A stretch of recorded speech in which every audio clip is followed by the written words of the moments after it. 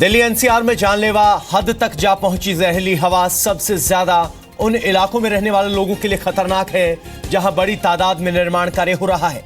ऐसी जगहों पर बीमार पड़ने का खतरा सबसे ज्यादा है।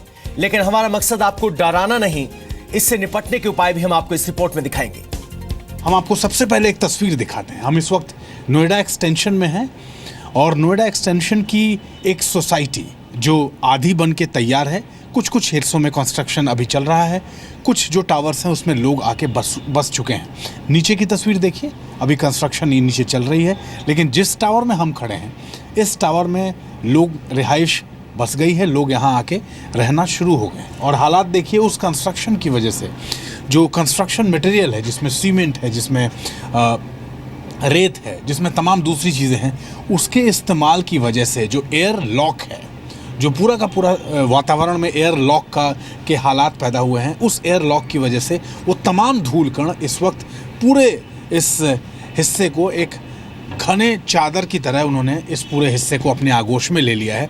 और ये पूरे धूल कण, डिस्पेंस पार्टिकल्स आपको इस वक्त पूरे माहौल में दिख रहे हैं। और वही धूल कण, उसी धूल कण की वजह से जिस टावर में हम खड़े हैं और सामने का जो टावर है वहाँ तक अगर हमारा कैमरा लेंस आपको दिखा पा रहा है तो उसके बाद, उस सामने के टावर के बाद की तस्वीर देखिए, इतनी धुंधली है कि आगे क्या है वो कुछ आपको दिखाई नहीं दे रहा। क्या एक ऐसी चीज़ आप बताना चाहेंगे, एक मूल मंत्र बताना चाहेंगे जिससे आपकी बॉडी को ये वातावरण जो जिस तरीके से जहर घोल रहा है आपके शरीर में, उसको डिटॉक्सिक आप कर पाएँ? ये जो समय है ये उन लोगों के लिए ज़्यादा खतरनाक हैं जो लंग्स के बीमार हैं, जिनको फेफड़ों के रोग हैं, हार्ट की प्रॉब्लम है जिनको, उनके लिए ये बहुत ज़्यादा खतरनाक स्थिति है।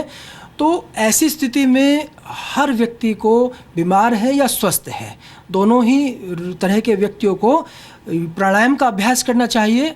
और प्राणायाम में आप हल्के प्राणायाम करें। जैसे आप सबसे पहले आप कपालभाति प्राणायाम, कपालभाति में भी मृदु कपालभाति, मृदु भाव से धीरे धीरे करेंगे। देखिए इस प्रकार से आप सीधे बैठेंगे, कमर गर्दन सीधी करके, आंखें बंद, अपने पूरे ध्यान को कंसंट्रेट करते हुए अपने श्वासों के ऊपर, श्वासों को बाहर छोड़ना है, ताकि जो हमारी बॉडी की टॉक्सिन्स हैं, जो बॉडी में हमारे चले गए, जो वायु के साथ जो पॉल्यूशन के सूक्ष्म कण हमारे लंग्स में जमा हो गए, फिर श्वास नली में हमारे जमा हो गए, उसको हम बाहर निकालें। इस प्रकार से करेंगे।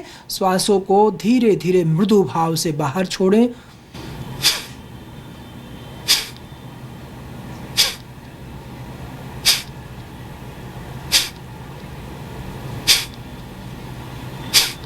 इस प्रकार से आपको श्वास को धीरे धीरे छोड़ना है, ना कि तेज गति से, ना कि फोर्स के साथ अधिक। क्योंकि जिनको लंग्स की प्रॉब्लम, मैंने कहा उनको ज़्यादा ये इस समय समस्या है, तो लंग्स पहले वीक हैं, तो आपको बहुत आराम से मृदु कपालभाति का अभ्यास करना है, नॉर्मल कपालभाति ना करें।